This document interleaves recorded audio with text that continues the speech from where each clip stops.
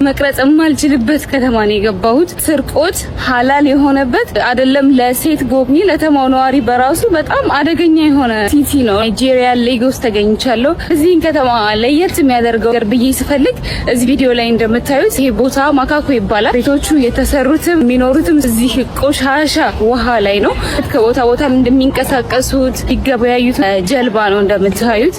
ገበያ ሁሉ አለው የጀልባ ምግብ ቤት ነው። በየተንቀሳቀሳችሁ ነው የምትገዙት እና እዚህ ቦታ ለመሄድ ነዋሪው በጣም ብዙ አይሄድም። ለቱሪስት ለመሄድ ግን ግዴታ ሴኩሪቲ ይዛችሁ ካልሆነ ዝም ብሎ አይሄድም። በጣም አደገኛ የዱርዬ በጣም ዝርፍ ያለበት በቃ እኛ የማይገባበት አይነት ሰፈር አለ።